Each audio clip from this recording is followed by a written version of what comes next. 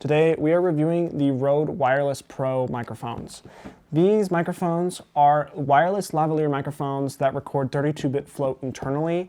This is so big for audio. If I don't have a sound guy, this is what I turn to because I would rather kill myself than run sound. For those of you who don't know me, my name is Isaac Leonard and I run this channel, The Gear Shelf, a channel where we talk about why gear matters and how you can use it to improve your creative work.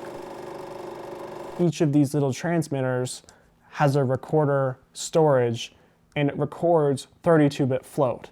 It records a higher bit depth, which allows you to record more dynamic range of audio. So in theory, you never have to set levels. I'm not really an audio guy, but that's kind of why I wanted to do this review, because these things have allowed me to focus more on the image because I can set it and forget it. And to me, it sounds pretty good. I know a lot of people are lav haters, but I personally love them. So it has a little square transmitter that you slide on the top of your camera, and then you just kind of plug in the little output into your camera port. There's a button on here on all of these that will record, but on the actual transmitter, it will record on all of them automatically. So let's say you have an interview and you're like recording a lecture. So before the lectures come up, you can have both of the people backstage put these lavs on, and when you're running the camera back there, you can hit record on one of them and it records to all. So you get this case right here that reminds you of an AirPods case, and everyone is trying to copy AirPods these days. But then you take your little mic and you put it in here and this charges them. This also has data transfer here. So if you wanted to use this USB-C port to go right into your computer, you can use Rode Central, or you can just transfer them in Finder, which is what I like to do. This second case is useful. It has little cables for that you need. So it has the cables for the transmitter. It has little magnets that you can clip the actual transmitters themselves. And you also come with some lav mics. So this is one of the lav mics that I'm wearing right now. This is the second one. And this will go in right here. You plug it in, and now you have your audio through this mic. So now you can clip this on your talent. This is your little transmitter, and you're off to the races of capturing really high quality audio. Let's say you're like me and you have a Rode shotgun microphone like this Rode VideoMic Pro Plus. You can actually take this 3.5mm cable, use this as your little recorder, and now you're capturing 32-bit float wirelessly, sync to your camera, and you have the 32-bit float recording to use. So this is really huge because now you can use, a basic 3.5mm cable and use these little transmitters into all sorts of different rigs and stuff. Another thing that sets these apart from the DJIs, from the Hollylands, from the rest of the cast of them, which I have used almost all of them now, is the Rodes have timecode built in. And so with cameras that have timecode support, like my Blackmagic 6K, you can actually put them on top of here, use timecode, and then sync that in post. So I've yet to use it on a short film, but I am going to, because my goodness, that saves you so much time needing to deal with syncing audio, because I hate syncing audio in post-production. It's by far my least favorite thing ever. Now let's talk about my two gripes with this thing. Number one is battery life. So I think it's just simple to admit that with physics, when you're shrinking the battery in this, the battery is going to not be as good as the bigger transmitters we used to use back in the day. And so my gripe with this is I have been on some short films where I've had to take a break to let them charge in this janky case. The solution to this issue is on set, normally we have replaceable batteries. So like this monitor that I just reviewed, right? There's a battery on the back. So when this battery dies on set, I swap this battery and I put in a new MPF and I'm good to go on the monitor.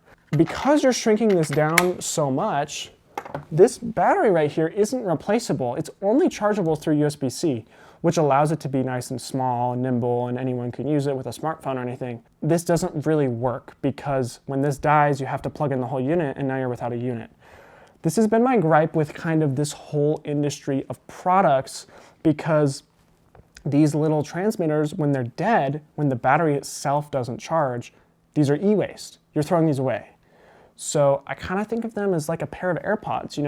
When we get AirPods, we know that look how small this is. This little tiny AirPod, there's no way a user is going in and being able to replace this little battery cell. So when this is gone, it's e-waste. These are the same way, except these cost me $120 last year, and these cost me $450. So you can kind of see why filmmakers are getting a little bit irritated when companies are screwing us over in that regard.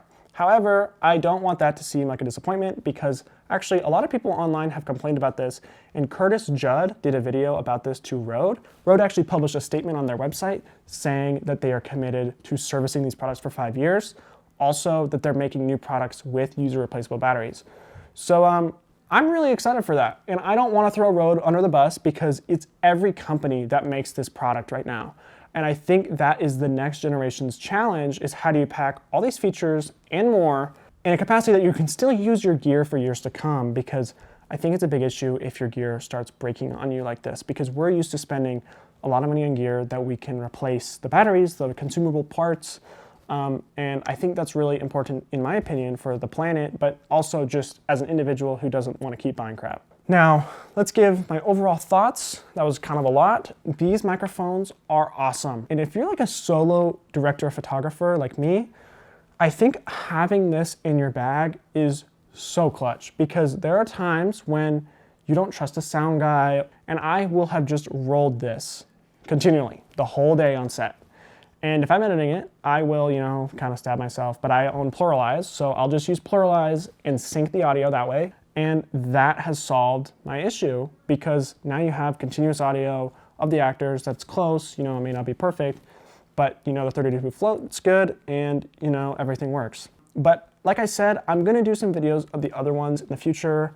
I've definitely used the DJIs the most, and so I can talk about that. But I honestly like the Rodes the best right now, and it's strictly because they have the most features. The Rodes have time code, 32-bit float, battery, onboard recording. They're the only ones that do them all. They are a little pricey at like $359, but I think they are well worth your money because they bring a simplicity on set. Like 2 actors with dialogue, you can record easily and efficiently. One final note, I used these on a short film about a year ago for the first time ever, and I really did like the experience with them. It was a little bit hard getting used to having battery anxiety to charge these in the case, but we were filming for about 6 hours and I used them on every dialogue scene. And I thought the short film ended up turning out pretty good. So sound people are not gonna really like the idea of these things, in the same way that sound people don't really like AirPods. Editor Isaac here. I just wanted to make a note. When I'm talking about how the Wireless Pros are the equivalent of AirPods, I'm mainly talking about how they're really convenient. When you flip open a pair of AirPods, it's really quick till you can get to listening to music, and they always connect and they're smooth. They may not sound the best, but they're the easiest to use. That's how I feel about these Rodes. When you don't have an audio guy, or you don't have the time to set up a boom mic, or you don't have the energy, especially if you're a one-man band, owning something like these Wireless Pros gives you the opportunity to have a convenient audio solution that's really easy to use. If you liked this review of the Rode Wireless Pros, I will see you in the next one. I'm planning on doing a lot more Gearsoft content these days. And let me know if there's any other products you want me to review, and I'll see you next week.